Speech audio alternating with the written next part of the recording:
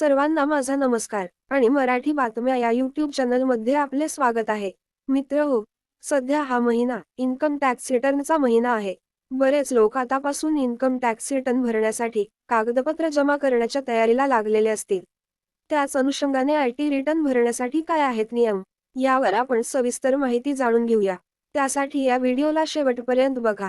व्हिडिओला लाईक करा आणि चॅनलला सबस्क्राईब करा जेणेकरून आमच्या चॅनलवरचे बातम्यांचे अपडेट तुम्हाला नेहमी मिळतील.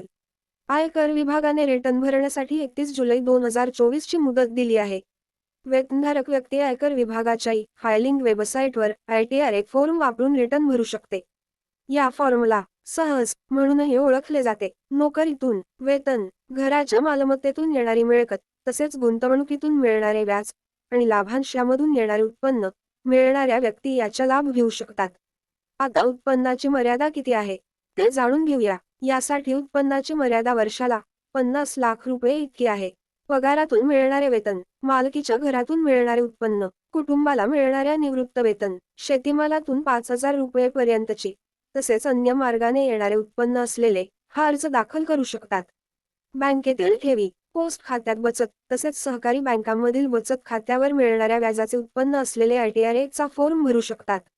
आता काहींना प्रश्न पडला असेल की ITR फॉर्म भरण्याचा सोपा मार्ग कोणता?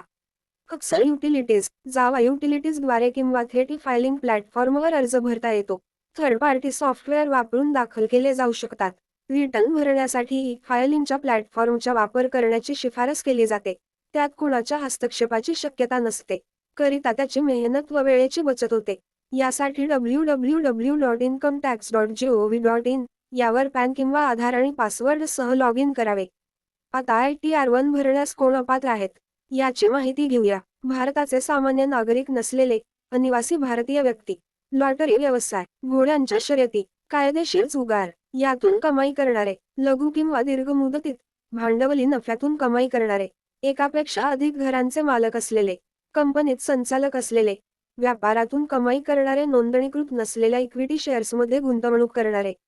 कलम 194 नुसार बँकेतून काढलेल्या रोखेवर कर भरणारे, एम्प्लॉई स्टॉक ऑप्शन प्लॅन्सवर आयकर थकीत असणाऱ्या व्यक्ती, परदेशी शेअर्स असलेले किंवा विदेशी शेअर्समधून लाभांश घेणारे. माझी सर्वांना अशी विनंती आहे की त्यांनी जुलै 31 ची वाट न बघता शक्य तितके लवकर IT रिटर्न फाईल करावे.